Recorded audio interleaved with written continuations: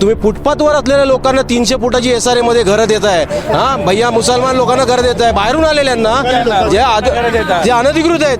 पण पिढ्यानपिढ्या राहिलेला इकडला मराठी माणूस, त्याला द्यायला तुमच्याकडे घर नाहीये, यंत्रणा नाहीये. हा शासनाचा काय हा कारभार चाललेला आहे हेच आम्हाला काही कळत नाही. हाच आमचा प्रश्न आहे शासनाला. बघा आता हे काय सगळे मराठीच आहेत ना, घ्या ना आडनाव यांची. हे सगळे कर आहेत, नाईक आहे, जाधव आहेत, हे तुम्हाला आवडत नाही का? कर आवडत नाही तुम्हाला आता? आणि कर घेताना कर पाहिजे तुम्हाला. आम्ही जसं बाप्पाला आमच्या 500 करोड दिले, तर त्या 500 करोडमध्ये 100 करोड इथे स्मशान बांधा आणि आम्हाला जाळून टाका. आम्हाला जाळून टाका. बाप्पा सुशोभन करा आणि आमची राख लावा. जाळून टाका आम्हाला.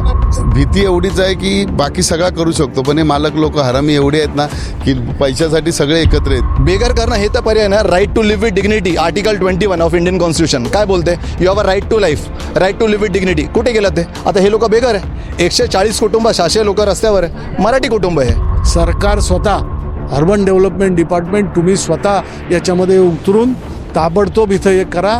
लोकांना काय मिळेल काय नाही ह्या जीवन मरणाच्या ह्याच्यामध्ये खेळ करू नका, एवढीच हात जोडून नम्र विनंती आहे. रात्री 2 वाजता उपमुख्यमंत्री येऊन गेले इकडे.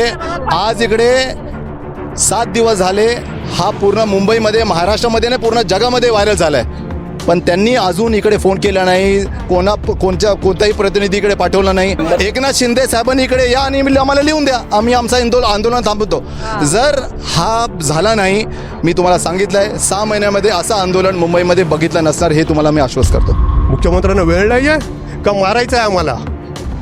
हे सत्य परिस्थिती आहे. ह्या गव्हर्नमेंटचं काय चाललं आहे, त्यात BMC सुद्धा आली, महानगरपालिका आली आणि दुर्दैवाने राजकीय पक्ष पण आले. त्या लोकांनी आमच्याकडे 4 वर्षात बराच वेळ होता, पण म्हणावं तसं काम आमच्याकडे झालं नाही. हे खेदपूर्वक बोलावं लागतं. या ठिकाणी 140 लोकांना त्यांच्या हक्काचं घर हे मिळालं पाहिजे. हे रयत सेवा प्रतिष्ठानचा आमरण या ठिकाणी प्रतिज्ञा असेल.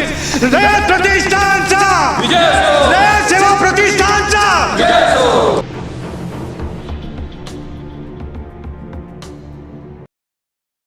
हाऊसिंग सोसायटीच्या पाण्याच्या टाक्या स्वच्छ करणारी मुंबईतील नंबर 1 कंपनी म्हणजेच लाईफलाईन सर्व्हिसेस.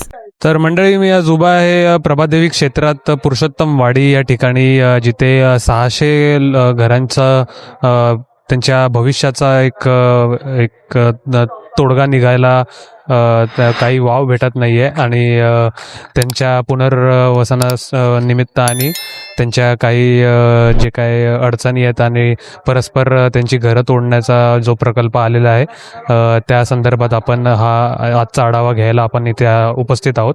त्याचप्रमाणे इकडे रयत सेवा मंडळातर्फे त्यांचं आज आंदोलन उभारलेलं आहे, तर ते आपण पाहूया काय त्यांची प्रतिक्रिया आहे. तर आज पुरुषोत्तम वाडीत आपल्यासोबत रयत सेवा मंडळाचे अध्यक्ष पेंडसे सर आहेत, तर आपण त्यांच्याशी वार्तालाप करूया. सर, काय एकंदरीत विषय आहे आणि तुम्हाला काय प्रतिसाद भेटलाय लोकांचा? प्रतिसाद तर तुम्ही बघताय. गिरगाव, कोळाबा, चन्नी रोड, ठाणे, मुलुंड, कुठून लोक आले. मला असं वाटतं इतिहास पहिल्यांदा असा झाला असणार की पूर्ण मुंबई एक वाडीसाठी जमा झाली आहे. 4 वर्ष ह्यांचं रिडेव्हलपमेंट थांबलं. 4 वर्षामध्ये 140 कुटुंब रस्त्यावरती आहे. कोणी काही बघितलं नाही. 600 लोक, त्याच्यामध्ये 30 लोक मेली आहे. 2 व्यक्तींनी त्याच्यामध्ये सुसाईड केलं आहे. सुसाईड का? कारण काय सुसाईडचा? स्ट्रेस. कसं आणणार तुम्ही सांगा? हे 25,000 30,000 रुपये कुठून आणणार हे लोक? हे साधारण लोक जे 20,000 25,000 स्वतः कमावतात, एका रात्री तुम्ही येता जून जुलैमध्ये आणि त्यांना बेघर करता. अरे घर तुम्ही बेघर केलाय ठीक आहे, तुम्ही पर्यायी व्यवस्था तर द्या, तुम्ही भाडा तर द्या. ह्यांना काही भाडा नाही, ट्रान्झिट रेंट नाही, ट्रान्झिट अकॉमोडेशन नाही. म्हणजे तुम्ही कोणाच्या भरोश्यावर यांना सोडलंय आणि हे जाणार कुठे? आणि हे यांना रिडेव्हलपमेंट होणार कधी? आता आज पण यांचा रिडेव्हलपमेंट जर सुरू झाला तर यांना कमीत कमी 4 वर्ष लागणार, म्हणजे 8 वर्ष हे लोक बाहेर आहे. 8 वर्षामध्ये, पाठच्या 4 वर्षामध्ये या लोकांनी 25 कोटी रुपये खर्च केले. 25 कोटी रुपये जर ह्यांनी जमा केले असते स्वतःसाठी, तर ही बिल्डिंग यांनी स्वतःसाठी उभी केली असती. पण ह्यांचा आज हे जे विषय, आज तुम्ही यांचा बघा, कुठून लोक आले यांच्यासाठी. तुमचं पाणी दिसतं स्वच्छ, पण आहे का खरंच सुरक्षित? घाण, बॅक्टेरिया आणि साचलेली शेवाळे, टाकीतून पिण्याचं पाणी रोज तुमच्या घरी पोचतं. मुलांचं आरोग्य, वृद्धांची तब्येत, सगळं या पाण्यावर अवलंबून आहे. म्हणूनच पाण्याच्या टाक्यांची वेळेवर स्वच्छता ही निवड नाही, गरज आहे. 22 वर्षांचा अनुभव, आधुनिक साधनं आणि शुद्धतेची हमी. आरोग्याला प्राधान्य द्या आणि टाकीची जबाबदारी आमच्याकडे सोडा. लाईफलाईन सर्व्हिसेस, सुरक्षित पाण्याचं सुरक्षित नाव.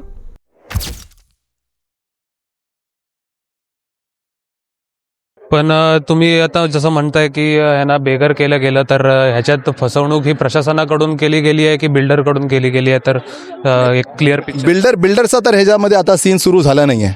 बिल्डर नंतर येतो ना. प्रशासनाने काय केला पाहिजे होता, समजा ही बिल्डिंग C1 होती आणि ह्यांच्याकडे समजा पैसा नाही आहे, समजा माना यांच्याकडे पैसा नाही, तर तुम्ही रिपेअर करून द्या. बेघर करणं हे तर पर्याय ना. Right to live with dignity, article 21 of Indian constitution काय बोलते? You have a right to life, right to live with dignity. कुठे गेलं ते? आता हे लोक बेघर आहे. 140 कुटुंब, 600 लोक रस्त्यावर आहे. मराठी कुटुंब आहे हे. तर असं नाही की बाहेरून आले परप्रांतीय लोक आहे. रेफ्युजी कॅम्पमध्ये पण लोकांना डिटेन्शन सेंटरमध्ये पण ठेवतात, तर असं ठेवत नाही. त्यांच्याकडे पण घर असतो, पण ह्यांना काहीच नाही. म्हाडाच्या लोकांनी सांगितलं की तुम्ही मराल, ते बिल्डिंग पडेल, कोसळेल असे बोलले होते ते, म्हणून तुम्हाला बाहेर काढतो. असे मेलेच सगळे जण ना, पैसा भरून असे मेले हिस्ट्री याची सांगतो. हा, सांगा ना. एकंदरीत इकडचा काय तुमचा आधीचा इतिहास काय? सगळं करायच्या आधी ना हिस्ट्री जाणून घेणे आधी फार महत्वाचं आहे. हे जो तुम्ही सगळं बघताय ना, हा 1979ला हा जो टॉवर आहे, सेल टॉवर, प्लॉट नंबर 884, तो ह्याच्या पाठीमागे 885 आणि हा 886, हा एकंदरीत पूर्ण एकच प्लॉट होता. ह्याच्यावर आमची सगळी मराठी कुटुंब आनंदाने राहत होती. 79ला त्यावेळी शिक्षणाचं तेवढं महत्त्व नव्हतं. डेव्हलपमेंट झाली हे बघा, ह्याचा कलर बघा. ही डेव्हलप झालेली बिल्डिंग आहे, त्याचा कलर त्यावेळी सुद्धा तसाच आहे, आत्ता सुद्धा तसाच आहे. ही डेव्हलपमेंट करताना काय झालं, डेव्हलपमेंट म्हणून ह्याचे मूळ मालक कोरे फॅमिली, चारुशिला ठाकूर, कोऱ्यांचं नाव काय? निनाद, त्याच्या वडिलांचं जनार्दन कोरे, जे आता मयत आहेत. त्यांचा मुलगा निनाद कोरे आता मालक म्हणून स्टँड घेऊन मला 100 करोड रुपये पाहिजे. चारुशिला ठाकूर, ज्या त्यांचा सुद्धा इथे राईट्स आहे, त्यांना सुद्धा आज फार मोठी अमाऊंट पाहिजे. आणि गंमत म्हणजे ज्यावेळी 79ला डेव्हलपमेंट झाली त्यावेळी ह्या लोकांनी प्रत्येकाने आपापले पैसे घेतलेले आहेत. या सेल टॉवरमध्ये प्रत्येकाला 4-4 फ्लॅट दिले आहेत. 4-4 फ्लॅट दिले आहेत. त्यांचा मोबदला पूर्ण घेऊन झालेला आहे. विषय संपला. आता त्यावेळी त्यांचं डॉक्युमेंटेशन काय होतं नव्हतं आम्हाला माहीत नाही, आम्ही शेंबडे होतो. पण आता जेव्हा पुन्हा दिसतंय इथे पुन्हा पैसे खायची संधी आहे, आता त्या कोरन फॅमिलीपैकी त्यांची वंशावळ जागी झाली आहे. दुर्दैवानं त्यांची वंशावळ जागी करणारे आमचेच काही लोकप्रतिनिधी आहेत, त्यांनी ते जागे केलं. आज ते सुद्धा जो अमेय वैद्य म्हणून कोणतरी एक माणूस आहे, त्याला गेल्या 60 वर्षात इकडच्या कुठल्याच रहिवासी तो काळा आहे की गोरा हे माहीत नाही आम्हाला. त्याला आज काय पाहिजे मध्ये 2 करोड रुपये कॅश आणि 1000 स्क्वेअर फीटचा फ्लॅट. अरे इथे फिजिबिलिटी नाही आहे, रस्ता नाही आहे, आम्हाला लँडलॉक जाणून बुजून करून ठेवलेला आहे. हा 9 मीटरचा DCPR 2034 काय सांगतो, 9 मीटर पाहिजे, दाखवा हा रस्ता, हा 9 मीटर आहे का? नाही आहे. याची दखल BMCने आजपर्यंत घेतली नाही. 885 प्लॉट वेगळा चारुशिला ठाकूरचा, तो म्हणतात आमचा प्लॉट नाही आहे. पण तिकडचे आमचे 80 टेनंट उचलून इथे टाकले 886वर. त्याच्या काय झालं, आमची फिजिबिलिटी संपली. आता रिडेव्हलपमेंट करायला आमच्याकडे FS येत नाही. जेव्हा 133 त्यावेळी ह्याच्या स्क्वेअर फूट प्रमाणे केलं त्यावेळी तो रस्ता आहे म्हणून दाखवण्यात आलाय. जो 885ला पॅरल रस्ता आहे तो दाखवण्यात आलाय, पूर्ण मीटर झाला. आता आम्ही परवा ज्वलंत तुम्हाला एक साधं उदाहरण देतो शासकीय अनास्थेचं. गेल्या आठवड्यात आम्ही BMC मध्ये गेलो बिल्डिंग डिपार्टमेंटला. तिथे आम्ही गेल्या त्यांनी काय सांगावं आम्हाला, अरे तुम्ही कशाला येत आहे, तुमचं सगळं झालं आहे, क्लस्टरमध्ये तुमची फाईल ओके झालेली आहे, स्टेट गव्हर्नमेंटकडे गेली आहे, कुठल्याही क्षणी तुमच्याकडे रायटिंगमध्ये लेटर येईल. हे तिकडचा फार मोठा, मला नाव नाही घ्यायचं आहे, फार मोठा अधिकारी तिकडचा ब्लंटली देतो उत्तर की सगळं झालं आहे, तुमच्या क्लस्टरमध्ये फाईल गेलेली आहे. आणि ठीक आहे, आम्ही ॲज युज्युअल म्हटलं शक्यच नाही, कारण आमची भिडे मॅडमकडे बैठक झाली होती. त्या बैठकमध्ये त्यांनी कमिटमेंट केली नव्हती, मी जे काय असेल ते मी क्रॉस चेक करीन एवढं त्यांनी मोगम शब्द दिला होता. तर एवढं प्रशासन तयार झालं की आमची क्लस्टरमध्ये फाईल तयार केली. आणि त्यानंतर जेव्हा आम्ही पुन्हा रिटर्न आलो, आम्हाला बाजूच्या वाडीतल्या लोकांनी सांगितलं की त्यांच्याकडे काही लेटर गेली आहेत निनावी, जिथे BMCचं हेडिंग आहे फुटरला, बृहन्मुंबई महानगरपालिका, रायचनवाडी प्लॉट नंबर 885, 886, 887 यांचं क्लस्टर डेव्हलपमेंटला मान्यता मिळाली आहे. अरे आम्ही इथे रस्त्यावर आहे, आम्हाला माहिती नाही, पण तिथे BMCमध्ये माहिती आहे की क्लस्टर झालं आहे. क्लस्टर झाल्यामुळे ऑफिशियल नोंद करा, आयुक्तांना माहीत नाही. मग मुख्यमंत्र्यांकडे 2025च्या इलेक्शनपासून फाईल आहे. 580 आम्ही तुम्हाला देतो. ती शेवटच्या स्टेजला आहे. दिवाळीपर्यंत ना, गेल्या दिवाळी पण शेवटच्या स्टेजला आहे. कधी साईन होईल? कुठे आहे? मुख्यमंत्र्यांना वेळ नाही आहे का मारायचं आहे आम्हाला? हे सत्य परिस्थिती आहे. या गव्हर्नमेंटचं काय चाललंय, त्यात BMC सुद्धा आली, महानगरपालिका आली आणि दुर्दैवाने राजकीय पक्ष पण आले. त्या लोकांनी आमच्याकडे 4 वर्षात बराच वेळ होता, पण म्हणावं तसं काम आमच्याकडे झालं नाही. हे खेदपूर्वक बोलावं लागतं. बिल्डिंगची टाकी बाहेरून स्वच्छ दिसते, पण आतमध्ये साचलेली घाण, शेवाळं, गाळ हेच तुमचं रोजचं पाणी बनतं. तुम्ही बाहेरून बाटलीचं पाणी विकत घ्याल, पण घरात येणारं पाणी तपासाल का? आधुनिक मशीन, अनुभवी कर्मचारी आणि 24 तास सेवा. मुंबई, नवी मुंबई, ठाणे, हजारो सोसायट्यांचा विश्वास आमच्यावर आहे. आतून खरंच स्वच्छ हवंय? मग लाईफलाईन सर्व्हिसेस हवीच.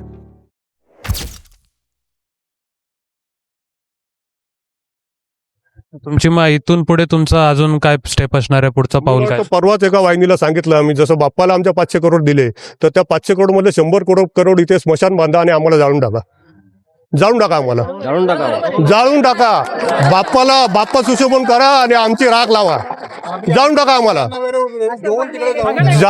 आम्हाला. काय आम्ही सामूहिक बसतो, आम्हीच आमच्या तिथं रचतो आणि आम्हाला जाळून टाका. 100 कोटी 1 लाखामध्ये जाळून टाका आम्हाला. आमचं जाहीर आव्हान आहे. असं काय ना, हे उद्योगांनी बोलायला लागतं, कारण अवस्थाच एवढी घाणेरडी आहे ना. काय परिस्थिती आहे. अहो, एक पेशंट आमच्याकडे 12 लाख रुपये खर्च झालाय. काय करणार? आता सगळे स्थानिक कुठे राहत आहेत, त्यांची काय अवस्था आहे? त्या सगळे बाहेर आहेत. बघा, आता दुर्दैव सांगतो, मुंबईत मराठी माणसाचं भयान वास्तव्य आता तुम्हाला हवं तर शूट पण करतो.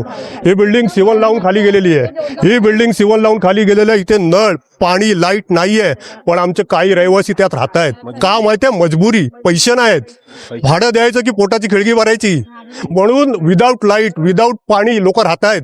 तुम्हाला खोटं वाटत असेल ना, तुम्ही जाऊन शूट करा तुम्ही आणि दाखवा गव्हर्नमेंटला काय अवस्था आहे मराठी माणसाची. बिहार बॉम्ब बांधायला तुम्ही 500 करोड देताय, बाप्पाला 500 करोड देताय, पण इथे माणसं मरतायत, त्याची किंमत नाही. काय सुंदर त्याची काय किंमत आहे तुम्ही बघा. मराठी माणसाची यांना सपोर्ट करायला तुम्ही जर बघितलं असेल तर पूर्ण मुंबईची लोक आली आहे. दादर, माटुंगा, परळ, लालबाग, गिरगाव, कोळाबा सर्व ठिकाणवरनं आज इकडे लोक फक्त पुरुषोत्तम वाडीला सपोर्ट करण्यात आली आहे. हा पण एक ऐतिहासिक क्षण आहे, कारण पहिला असं कधीच घडलं नाही आहे की सर्व राजकीय पक्ष एकत्र येतात, पण सर्व वाडी कधी एकत्र आली नाही. हे गिरगाववरून आले, कोण कोल्हापूरवरून आले, पुरुषोत्तम वाडीसाठी आले. आम्ही यांच्याबरोबर ठामपणे उभे आहोत.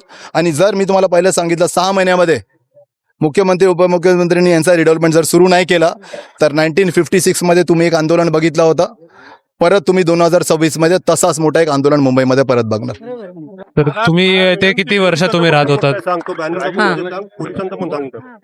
तुम्ही इथले रहिवासी आहात. किती वर्ष तुम्ही राहत होता? माझ्या जन्मापासून मी इथे राहते. नियम सांगतं ना आपल्याला, BMC नियम सांगते. त्या नियमामध्ये काय सांगितलं गेलंय की जोपर्यंत रिडेव्हलपमेंट टेनंटचं होत नाही तोपर्यंत त्यांच्या सेलेबल प्रॉपर्टीसाठी, सेलेबल बिल्डिंगसाठी OC देता येत नाही. मग आमची एक बिल्डिंगच झाली नाही, जिथले हे सगळे 26 लोक खाली आहेत, यांची डेव्हलपमेंट नाही झाली, तर ह्या बिल्डिंगला OC मिळालीच कशी? कोणी दिली या बिल्डिंगला OC? ही 26 घरं बांधण्याची राहिली आहे. ही जी गॅप आहे इथे, ती बिल्डिंग एक्सपेक्टेड होती, ती न जाता ह्याला OC मिळाली आणि विक्रीची परमिशन दिली. आणि रेकॉर्ड आम्ही काढतोय. 1983 साली माननीय छगनसाहेब भुजबळ हे तिकडचे महापौर होते, त्यांनी रायटिंगमध्ये BMCच्या पत्रव्यवहारात लिहिलेलं आहे की जोपर्यंत स्थानिक लोकांचं रिहॅब होत नाही तोपर्यंत बिल्डिंगला OC मिळू नये. पण त्याच्या पुढची पेपर काढायचा आटोकाट प्रयत्न करतोय, मिळत नाहीये. गहाळ झाले. हे शासनाचं उत्तर आहे, महानगरपालिकेचं उत्तर आहे, ते पेपर गहाळ झाले, त्याला OC कशी मिळाली? आणि अशा मालकांना अशा विकासकांना जाब विचारायला महानगरपालिकेला अजिबात वेळ नाहीये, परंतु आम्हाला घरातून बाहेर काढायला तत्परता आहे. पूर्ण दादर पोलीस स्टेशन भर पावसामध्ये आम्हाला घरातनं बाहेर काढलं गेलं. तेवढा त्यांच्याकडे मात्र प्रॉम्प्ट वेळ होता, पण ह्या गोष्टी ज्या चुकीच्या घडलेल्या आहेत त्या चुकीच्या घडलेल्या गोष्टींना विचारायला त्यांच्याकडे वेळ नाही. आमची वेदना मांडण्यासाठी आम्ही एक बॅनर लावला होता बाहेर. तो बॅनर रविवारच्या दिवशी 5 ते 10 मिनिटात येऊन BMCने काढण्यासाठी गाडी लावली. एवढी तत्परता त्यांच्याकडे रविवारच्या दिवशी आहे. परंतु ह्या अनधिकृत बांधकामावरती, हे 2 मजलेवरचे अनधिकृत आहेत, त्यांना अधिकृत करून दिले गेले BMC कडनं. का सरकार त्यांना जाब विचारत नाही की बाबा हे तुमच्याकडे झालं कसं, जबकी यांची 26 घरं खाली आहेत, एक इमारत बनलेली नाहीये, तरी सुद्धा हे अनधिकृत काम आजपर्यंत उभं आहे. पण अधिकृत असलेला पिढ्यानपिढ्या राहिलेला रहिवासी आज इथे बेघर झालेला आहे. तुम्ही फुटपाथवर असलेल्या लोकांना 300 फुटाची SRA मध्ये घरं देत आहे. भैया मुसलमान लोकांना घर देत आहे, बाहेरून आलेल्यांना जे अनधिकृत आहेत. पण पिढ्यानपिढ्या राहिलेला इकडला मराठी माणूस, त्याला द्यायला तुमच्याकडे घर नाहीये, यंत्रणा नाहीये. हा शासनाचा काय हा कारभार चाललेला आहे हेच आम्हाला काही कळत नाही. हाच आमचा प्रश्न आहे शासनाला. एकनाथ शिंदे साहेब इकडे 2 वेळा येऊन गेले. एक टाइम मुख्यमंत्री असताना येऊन गेले आणि दुसरा टाइम रात्री 2 वाजता उपमुख्यमंत्री येऊन गेले इकडे. आज इकडे 7 दिवस झाले. हा पूर्ण मुंबईमध्ये, महाराष्ट्रामध्ये नाही, पूर्ण जगामध्ये व्हायरल झालाय. पण त्यांनी अजून इकडे फोन केला नाही, कोणत्याही प्रतिनिधीकडे पाठवलं नाही.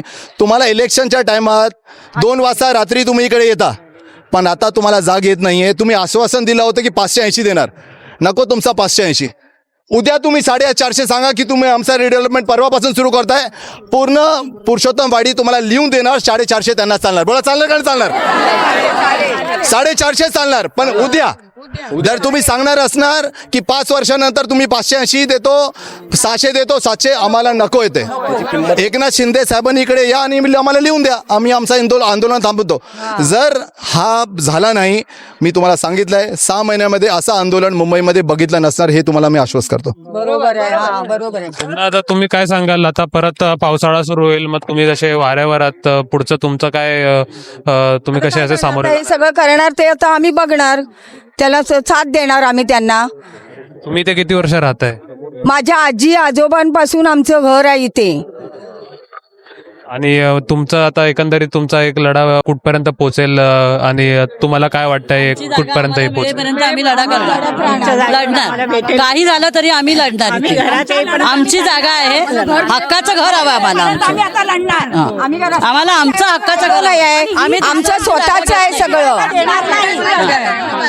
आम्ही दुसऱ्यांच्या जागेचा विचार नाही करत, आम्ही आमच्या हक्काच्या जागेचा विचार. आणि आम्हाला आम्ही आमची हक्काची जागा मिळवणारच. आमची आहे ती जागा आम्हाला. आता तुमचं कसं दैनंदिन तुम्ही कसं चालवताय? दैनंदिन काय जे असेल तरी काय हे करून वापर यूज करतो. मुलं कमवणार किती आणि आम्ही खाणार किती? जे होतं नव्हतं ते सगळं आम्ही विकून बसलोय. हो, वर्षाचं एकदम भाडं मागतात. जे आम्ही आता राहतो ना, तो बोलतो एकदम भाडं द्या, नाही तर खाली करा. सरळ आम्हाला सांगतो. आता आम्ही 3 वर्ष एका ठिकाणी राहतोय. त्यांनी सरळ मला सांगितलं, मी म्हटलं 1-6 महिन्याचं घ्या. नाही म्हणे, दिला 1 वर्षाचं तर राहा, नाही तर खाली करा म्हणून सरळ सांगितलंय. किती एकंदरीत भाडं सांगताय? आता मला 16,000 आहे, म्हणजे छोटी आहे खोली, पण काही तिथे हवा नाही, पाणी नाही, काय 16,000 भाडं आहे. आम्ही राहतो 270चा रूम आहे, 25,000 रुपये भाडं आहे. मुलांनी कमवायचं किती आणि घालवायचं किती? सगळे लोकांनी दागिने करून सगळं हे केलंय. मला तर या बिल्डिंग मध्ये मी राहायला आली आहे. घर काम करणारी बाई आहे. माझ्या मुलाचा जॉब गेलाय. लाईट नाही, पाणी नाही, मी खालून पाणी भरते आहे. बाटला भरून घेऊन वरती जाते. लाईट नाही, पाणी नाहीये. दुसऱ्या माळ्यावर राहते. मला माऊलीने दिली राहायला, मी त्यांच्या घरात राहते आहे. ते पण धोकादायकच आहे ना. पण तिथे जीवाची पर्वा न करता आम्ही तिथे राहतात लोक. केलं तर तुम्ही आम्हाला राहायला जागा द्या ना पुढे. कारण का हे अन्याय म्हणजे यांची एकट्यावरती नाही, हा अन्याय सगळीकडे पसरलेला आहे. अशा या बेकायदेशीररित्या काम करणारे जे लोक आहेत, BMC मध्ये म्हणा, म्हाडामध्ये म्हणा, प्रशासनामध्ये कुठेही असू दे, त्यांच्यावरती पहिली कडक कारवाई होणं गरजेचं आहे. आणि BMCला एक मोठं कुरण मिळालेलं आहे. सध्या डेव्हलपमेंटच्या नावाखाली पैसा कमवण्याचं मोठं कुरण मिळालेलं आहे. आणि आता म्हणजे देसाई साहेब पण इथे आहेत, त्यांनी हा प्रश्न पार्लमेंटमध्ये उचलावा. आम्ही सगळ्या गिरगावात आलोय, सगळीकडे तीच परिस्थिती आहे. म्हाडा आणि BMC यांनी सगळ्यांना वेठीस धरले. यांना असं वाटतं की हे आपली मोगलाई करून वाटेल ते मुंबईत करू शकतात. आणि हे बळ कुठनं येतं? हे बळ हे जे सत्तेत आता बसले आहेत त्यांच्याकडनंच येत आहे ना. हे बळ येतं कुठनं? आम्ही जेव्हा प्रश्न विचारायला जातो म्हाडामध्ये किंवा BMC मध्ये म्हणा, यांना हे कुठल्याही प्रश्नाचं आम्हाला उत्तर देत नाही. जसं आता तिकडे एकाने विषय घेतला की कागद गाळ झाला, किती सहज आहे बोलायला. म्हणजे यांना हे कोणालाही आन्सरेबल नाही आहेत. आणि कारण काय आहे, ही जी लोक आहेत ना, पोलिसांच्याच निगराणीत चोर चोरी करतायत. कळतंय का तुम्हाला? पोलिसांच्याच निगराणीत चोर चोरी करतायत. मग काय यांना कोण विचारणार आहे? त्यामुळे याच्यावरती एकच उपाय आहे, मी तुमच्या माध्यमातून एकच सांगतो, जर यांनी याच्यावरती ऍक्शन घेतली नाही, जनार्दन चाळीबद्दल कुठलाही ठोस रोडमॅप दिला नाही, तर आम्ही रस्त्यावर उतरू. आणि फक्त रस्त्यावर उतरणार नाही, BMC म्हणा, म्हाडा म्हणा, याच्यावर आम्ही आंदोलन करू. काय करणार? काय करणार? काय करणार? काय करणार? अटक करणार ना? करा अटक. किती किती किती जेल भरताय ते आम्ही पण बघतो. अटक करा, काही हरकत नाही. मग आम्ही पण प्रश्न विचारू. आमच्या घरासाठी आम्हाला हे करायला लागणार आहे. करावंच लागेल. आणि कसं आहे की आम्ही आज गिरगावातनं आलोय. आम्ही जगन्नाथ चाळ, कोळीवाडी, आम्ही सगळे फणसवाडी तिकडचे रहिवासी आहोत. आम्ही इकडे खास का आलोय? कारण आमचे पण सेम मुद्दे आहेत. आमचा मुद्दा काय आहे, जर आम्ही एक एक करून हे करत राहिलो, डिवाइड अँड रूल, हे सेम तेच करतायत. त्यामुळे आता काळाची गरज ही आहे की आज इकडे पागडीधारक म्हणा, नॉनसेन्स म्हणा, ज्यांचे जे काही समस्या आहेत, सगळ्यांनी एकत्र येऊन रस्त्यावरती उतरणे हा एकच पर्याय उरलेला आहे. आणि जसं त्या भाऊंनी म्हटलं, तुम्हाला जमत नसेल तर तुम्ही आमची स्मशानं बांधा इकडे. बरोबर आहे. स्मशानं बांधा इकडे, तोच पर्याय तुम्ही आमच्यासाठी ठेवलाय. आज टाकीची स्वच्छता टाळली, उद्या पोटदुखी, उलट्या, ताप हे कोण टाळणार? सोसायटीतील कोणीतरी आजारी पडल्यावर लक्षात येतं की टाकी वेळेवर साफ केली असती तर, पण तोपर्यंत उशीर झालेला असतो. 2002 पासून हजारो सोसायट्यांच्या टाक्यांची जबाबदारी आम्ही घेतली आहे. आम्ही काळजी घेतो, कामगारांचीही आणि तुमच्या आरोग्याचीही. जरा विचार करा आणि निश्चिंत व्हा. Lifeline services.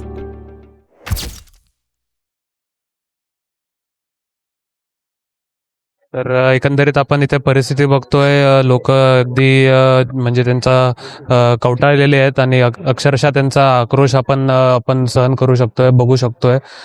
तर तुम्ही आता तुमचा कसं म्हणजे पुढचा आता तुमची वाटचाल काय असेल ही एकंदरीत सांगा. पुढची वाटचाल म्हणजे आता हे आहे तेच चालू आहे, तेच करणार. आता जेव्हा आम्हाला हे देणार तोपर्यंत, नाही तर आमचं हेच चालू राहणार. असं काय करणार? आम्हाला घर मिळेपर्यंत आम्ही इथेच येणार. तुम्हाला एकंदरीत प्रशासनाकडून तुम्हाला काय रिस्पॉन्स भेटलाय, तर त्याबद्दल काय? आता जेवढं माझ्या माहितीप्रमाणे मला वाटतं म्हाडाचं काहीतरी ऍक्ट आहे. म्हाडा सुद्धा अशा ज्या प्रॉपर्टी आहेत त्या टेक ओव्हर करू शकते.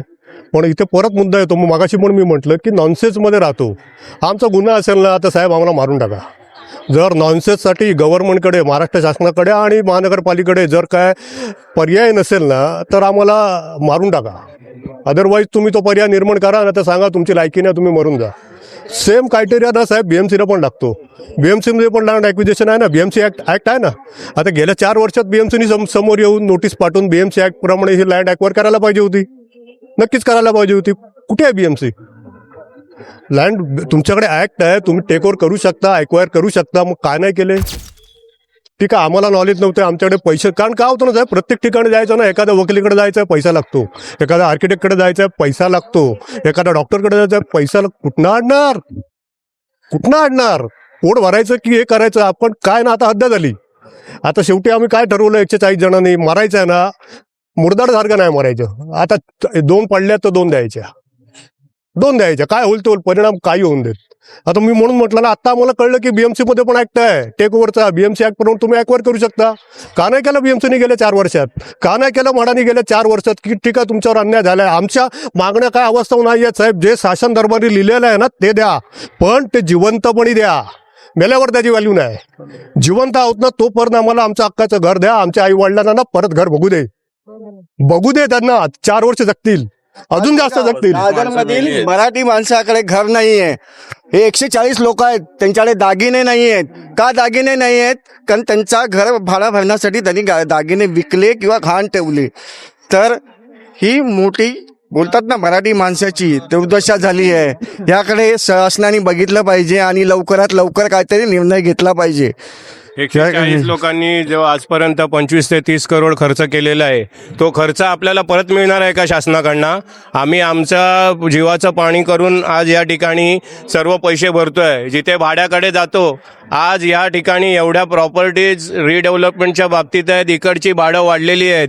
180 स्क्वेअर फूटला कमीत कमी 23,000 रुपये भाडं घेतलं जातं आहे. आणि एक दिवस जर भाडं चुकलं तर तो मालक आम्हाला सांगतोय दुसऱ्या दिवशी खाली करा. बरोबर आहे की नाही? बरं, या अशा परिस्थितीत सामान्य माणसाने आणि आमचे 25 करोड कोण देणार आहे, तो माझा शासनाला हे आहे, प्रश्न आहे. आम्ही जे आज 25 ते 30 करोड टाकलेले आहेत ते कोण देणार आहे? आम्हीच करतोय ना आमचं. या विषयावर, या मुद्द्यावर सुद्धा शासनाने विचार करायचा आणि त्याबद्दल निर्णय द्यायचा. एवढंच माझं म्हणणं आहे. मराठी शब्द फक्त इलेक्शनलाच कामाला येतो. मराठी पोस्टर लावत जातात फक्त इलेक्शनच्या वेळेला. मुंबईपासून वेगळी केली जात आहे. मुंबईपासून वेगळे होत आहेत, मराठी माणसं वेगळे होत आहेत. मग एकदा का काम झालं की मग मराठी माणसाला बघा, आता हे काय, हे सगळे मराठीच आहेत ना, घ्या ना आडनाव यांची. हे सगळे कर आहेत, नाईक आहे, जाधव आहेत. हे तुम्हाला आवडत नाही का? कर आवडत नाही तुम्हाला आता? हां, आणि कर घेताना कर पाहिजे तुम्हाला. ह्यांच्याकडनं GST वगैरे सगळं नखापासून केसाच्या टोकापर्यंत व्यवसाय कर, हे सगळे कर घेत राहता तुम्ही. हे सगळे कर भरणार आहेत ना. टेलिफोनचा रिचार्ज सगळ्यामध्येही लोक कर भरतात शासनाचा. विजेचा कर पण तुम्ही लावता यांच्यावरती. हे ज्या भाड्याने राहतात ना त्या घरात पण विजेचा कर भरतायत ही लोक. कर भरून शासनाचं यांच्याप्रती काहीच दायित्व नाही, प्रशासनाचं यांच्याप्रती काहीच दायित्व नाही या लोकांपर्यंत. यांनी मरून जावं ना, तर चालेल, मरून जावं तर ठरा एकदा. आणि हे जे प्रशासन आहे हे आता हे काळे इंग्रज झालेले आहेत. आता हे काळे इंग्रजांप्रमाणे जो कोणी असा इतर भारतीयांवर असा हे करतो, अन्याय करतोय, तो सगळे लोक इंग्रज आहेत. ते सगळे एक इंग्रज गेले, आता हे दुसरे आले आमच्यावर शासन करायला. हा, मराठी यांना नकोय मराठी. प्रायमा फेसी मला या ठिकाणी असं वाटतं की ज्या ठिकाणी मराठी लोकांवरती हा अन्याय होत आहे ही एक प्रकारची कॉन्स्परन्सी आहे. आणि ही जर कॉन्स्परन्सी शोधून शासनाने काढली नाही आणि त्या लोकांना दंडित केलं नाही तर हा मराठी माणूस जागा झाल्याशिवाय राहणार नाही. कुठल्याही परिस्थितीत त्यांना या ठिकाणी 140 लोकांना त्यांच्या हक्काचं घर हे मिळालं पाहिजे. हे रयत सेवा प्रतिष्ठानचा आमरण या ठिकाणी प्रतिज्ञा असेल. रयत प्रतिष्ठानचा, रयत सेवा प्रतिष्ठानचा. स्वस्त ठेकेदार घेतला, पण कोणतीही सुरक्षा नाही, विमा नाही, अनुभव नाही. टाकी स्वच्छ झाली पण एक अपघात झाला आणि जबाबदारी कोणावर गेली? सोसायटीवर, कारण चुकीचा निर्णय घेतला. आमच्याकडे अनुभवी कामगार, विमा सुरक्षा आणि साप्ताहिक प्रशिक्षण आहे. तुमच्या सोसायटीसाठी सुरक्षित पर्याय हाच योग्य पर्याय. लाईफलाईन सर्व्हिसेस, जबाबदारीचं दुसरं नाव.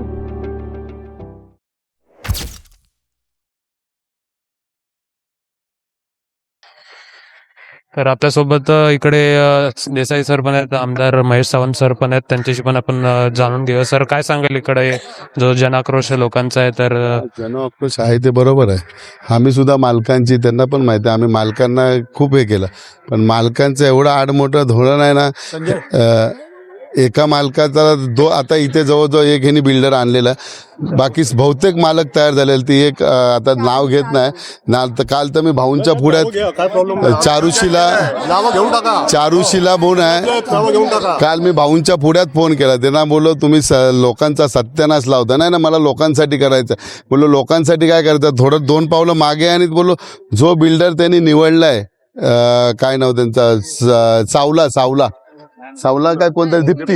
नाही, दीप्तीचं साहेब मी सांगतो, दीप्तीचा मॅटर क्लोज झालाय. कारण त्यांनी काय झालं, इगो प्रॉब्लेम एवढा झाला. चारुशिला मॅडम मी ज्या प्रकारे ट्रीट केलं तिथे त्यांनी बॅकआउट केलं. I am not interested. नाही, मी काल दीप्तीवाल्याशी पण बोललो, जो माणूस आलेला तो, आणि त्या चारुशिलाशी पण बोललो. त्या चारुशिलाला बोललो की तुला दीप्ती बरोबर परत बोलवतो, तुझे काय पैसे आहेत ते मागणी कर ना एकदा. नाही, पण साहेब कसं आहे ना, तुम्हाला सांगतो, तुम्ही रेकॉर्ड करा. रेकॉर्ड काय झालं मग, ते सगळे मालक आहेत ना, असे एकत्र आहेत. ज्यावेळी डेव्हलपमेंटचा विषय आम्ही एखादा बिल्डर आणतो, बघायला गेलं नियमाप्रमाणे BMCच्या, आमचं पुनर्वसन करण्यात वर्षाच्या आत त्यांनी करायला पाहिजे होतं. त्यांच्या राईट्स होते, त्यांनी केले नाहीत. आज 4थं वर्ष आता आमचे राईट्स आहेत. आम्ही न्यायालयीन हक्काच्या कारवाईला सुरू करण्याच्या अवस्थेत आहोत. फार मोठा खर्च आहे. काही योजना आहेत आम्ही करतोय, करावं लागणार आहे अस्तित्व टिकवण्यासाठी. नुसतं अशा घोषणाबाजून होणार नाही. होतं काय ना, ज्यावेळी एखादा डेव्हलपर येतो ज्याला इंटरेस्ट आहे, एक मालक हवाच्या सव्वा सांगतो, दुसरा त्याच्या बाप त्याचा वर्थ सांगतो, तिसरा त्याचा वर्थ सांगतो, आणि दुसऱ्या मालकांची वंशावळ आहे. जसं मगाशी म्हटलं, एकाला 2 करोड पाहिजे आणि फ्लॅट पाहिजे. हे तिघांना जेव्हा मालक, तो बिल्डर यांना टॅकल करायला जातो ना, ते शेवटी तो एंड ऑफ द डे सांगतो बस फेडअप झालं. किती प्रयत्न करायचे आम्ही, किती. आता आम्ही सुद्धा लोकांना उत्तर द्यायची आहे. ती लोक आज होतील, उद्या होतील, या अपेक्षेवर किती दिवस काढणार साहेब? त्यामुळे आता आम्ही बिल्डरकडे जाणं बंद केलेलं आहे. संजय इकडचं जे बोलतोय ह्या सर्व इकडच्या नागरिकांचा रहिवाशांचा हा एक एकत्रित आवाज आहे आणि ही त्रासलेली लोक हे सर्व तुम्ही माध्यमांच्या द्वारे दाखवत आहे. आज मुंबई महानगरपालिकेसारखं प्राधिकरण, आज म्हाडासारखं एवढं मोठं प्राधिकरण, आज MMRDA तुम्ही तयार केलेलं आहे, आज SRA सारखं हे केलेलं, या सर्व प्राधिकरणाच्या वर सुद्धा नागरिक तुमचं जे UD अर्बन डेव्हलपमेंट डिपार्टमेंट आहे त्या बाबतीमध्ये तिकडचे मंत्री असतील, प्रशासनाचे अधिकारी वर्ग असेल आणि स्वतः जातीनं मुख्यमंत्री जे संवेदनशील आहेत, ज्यांना कळतं आहे की बाबा काय होतं आहे काय नाही, आज हा ज्वलंत आक्रोश हा ज्या सोशल मीडियामधून आज प्रिंट मीडिया असेल, इलेक्ट्रॉनिक सगळीकडे दाखवलं जात आहे. आणि ही उदासीनता का कोणाच्या हट्टापायी? आज इमारतीचे मालक असू द्यात किंवा बाकीचे येणारे डेव्हलपर वगैरे यांचा काही हे नाही आहे. त्यांच्याजवळ बघताच का तुम्ही? आज जर त्यांना रस्त्यावर तुम्ही मरायला सोडताय तर तुमचं कर्तव्य सगळ्यात अगोदर कर्तव्य होतं, संविधानामध्ये दिलेलं आहे, प्रत्येक नागरिकाला हक्क दिलेला आहे आणि त्यांना देण्यासाठी सुविधा करण्यासाठीच या प्राधिकरण आहे. ती महानगरपालिका कशासाठी आहे? तर या सर्व उच्च अधिकाऱ्यांपासून ते सर्वांनी एकजुटीनं कुठचाही वेळ न दवडता, कारण आज आम्ही इथे बघतोय इकडच्या बघितलं तर भीती वाटते. आज काही समोर कुठच्याच प्रकारची कुठे उपजीविकेचं साधन नाही आहे, काय नाही आहे आणि हताश होऊन लोक तिथे राहत आहेत. म्हणजे मरणाला सरळ तयार आहे. प्रत्येक मिनिट प्रत्येक सेकंद त्यांचा त्या ह्याच्यामध्ये जातो आहे. आज ही आलेली लोक काय कशासाठी हे करताय? तुम्ही कुठच्याही बाबतीमध्ये सरकार वाटेल ते करून नियम याच्यामध्ये बसवू शकता, सगळं करू शकता. मालकांना तुम्ही हटवू शकता, मालकांना त्यांचं काय असेल ते बघू शकता. मालक नाही, डेव्हलपर नाही, गव्हर्नमेंटने उद्या जर त्यांची इच्छा असेल तर उद्यापासूनच सकाळपासूनच ते याच्या बाबतीमध्ये निर्णय घेऊ शकतात आणि तो निर्णय घ्यावाच लागेल. माणसांचं जिवंत मरण त्यांना देण्याचा कुठचाही अधिकार कुठच्या सरकारला नाही आहे. आणि बाकी संवेदना दाखवतात, बाकी सगळ्या गोष्टी दाखवू शकतात. तर इथे जिवंत लोक आहेत, आज असहाय्य लोक आहेत. या महिला तुम्ही बघताय मगातपासून बोलतायत, त्या कोण 15,000 25,000 30,000 कुठून आज नोकऱ्या आहेत का? आज एका बाजूला पंतप्रधान आवाहन करतायत जगाला सगळीकडे काय काय काय काय करावं आणि काय नाही, काटकसर करून सगळं आयुष्य बितलेलं इथे आहे. त्यामुळे हात जोडून या माध्यमातून मी स्वतःही विनंती करतो, स्वतः उद्धव ठाकरे साहेबांनी, आमच्या पक्षप्रमुखांनी काल सुद्धा सांगितलं की तुम्ही जाऊन तिथे बघा, तिकडच्या भेटा. आम्ही हे बघतोय, आम्हाला कुठची पब्लिसिटी नको आहे किंवा आम्हाला कुठचं तरी काहीतरी आम्ही करतोय अशातला भाग नाही. आज लोकप्रतिनिधी म्हणून आमचं कर्तव्य आहे. आज आम्ही ऑपोजिशनमध्ये आहोत, आम्ही याच्यामध्ये आहोत, विरोधी पक्षांमध्ये आहोत. परंतु एक माणुसकी असते, एक संवेदना असते, एक जाणीव असते, एक आपलं कर्तव्य असतं समाजावर. आणि मग तुम्ही लोकप्रतिनिधी होताना प्रत्येक जण, मग मुख्यमंत्री सुद्धा लोकप्रतिनिधी आहेत, प्रत्येक मंत्री हा लोकप्रतिनिधी आहे. तुम्ही घेताना शपथ घेता, त्या शपथेमध्ये समाजाची सेवाच अध्यात्म असते. त्यामुळे कुठचंही हे न करता, कुठच्या क्रेडिट आणि याचं हे न करता या लोकांना न्याय द्या. आज मुंबईमध्ये जिथं पेपरमध्ये रोज येतं, इलेक्ट्रॉनिक चॅनलमध्ये बातम्यांमध्ये रोज दाखवतात की एवढी चाळी आहेत, एवढ्या बिल्डिंग्स आहेत. मग त्या दक्षिण मुंबईमध्ये 16,000 आकडा कधी होणार, कधी कमी? जर त्या लोकांना असंच जर जीवावर टाकलं, जर तिकडनं जगन्नाथवाडी आणि इकडनं आपल्या कोळेवाडीतनं वगैरे जर गिरगावातनं लोक आली तर या संवेदना किती भयानक आहेत. आणि त्यामुळे इथे कुठेही माणसांच्या जीवाशी खेळ होईल अशा प्रकारचं कृत्य कोणाकडूनही होऊ नये अशी नम्र विनंती नाही, याचना करतो की बाबा तुम्ही एक जबाबदारीनं, आज शासन तुमच्या हातात आहे, आज तुम्ही शासनाच्या अधिष्ठानावर आहात, तिथून ताबडतोब निर्णय घ्या, प्राधिकरणाला लावा किंवा इतर म्हाडा असेल, BMC असेल, सरकार स्वतः अर्बन डेव्हलपमेंट डिपार्टमेंट तुम्ही स्वतः याच्यामध्ये उतरून ताबडतोब इथं हे करा. लोकांना काय मिळेल काय नाही ह्या जीवन मरणाच्या ह्याच्यामध्ये खेळ करू नका, एवढी हात जोडून नम्र विनंती आहे. पाणी हे केवळ शरीराची गरज नाही, ते मनाचीही शांतता आहे. जेव्हा तुम्हाला माहीत असतं की आमचं पाणी शुद्ध आहे, सुरक्षित आहे, तेव्हा मनही निर्धास्त राहतं. गेली 22 वर्षे टाकी स्वच्छतेचं काम जबाबदारीने करत आहोत. नियमित सेवा, अनुभवी टीम आणि कायद्याची पूर्ण पूर्तता. स्वच्छता आमच्यावर सोडा आणि निश्चिंत रहा. लाईफलाईन सर्व्हिसेस, मनशांतीचं पाणी.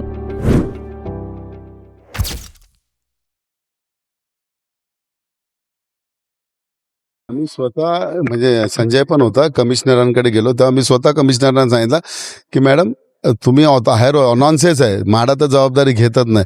म्हणून तुम्ही स्वतः पुढाकार घ्या, आम्ही एक डेव्हलपर आणतो, सब्जेक्ट टू फक्त ते कोर्टात जाणार, तेवढा तुम्ही हँडल करा. कोर्टामध्ये तुम्ही लिहून द्या, जे काय त्याची मार्केट व्हॅल्यू असेल तो जो कोण विकास केला तो द्यायला तयार आहे. त्याच्यामध्ये फार मोठा आणि इव्हन त्यांना आम्ही हे पण संजयनी तेव्हा रोडचा पण सांगितलं, म्हटलं की तो रोड 9 मीटर होत नाही, तर तेव्हा त्यांनी थोडं आम्हाला आश्वासन दिलं की स्टेटवाल्यांबरोबर करून आम्ही ते रोडचा क्लिअर करतो, त्याचं आश्वासन दिलं आम्हाला. पण ते पण येऊन मला वाटते 10-12 दिवस झालेले कमिशनर, ते म्हणले की आम्ही बघून सांगतो. परत आम्ही त्यांना भेटायला जाऊ. पण भीती एवढीच आहे की बाकी सगळा करू शकतो, पण हे मालक लोक हरामी एवढे आहेत ना की पैशासाठी सगळे एकत्र येतील. आता डेव्हलपमेंटला वेगवेगळे तोंड दाखवतात आहे ते. पण आता मी त्या दिवशी पण अमरीश ठाकूरला बोलवलं, त्याला बोलवलं तू पुढाकार घ्या आणि काय ते जमव ना सगळं.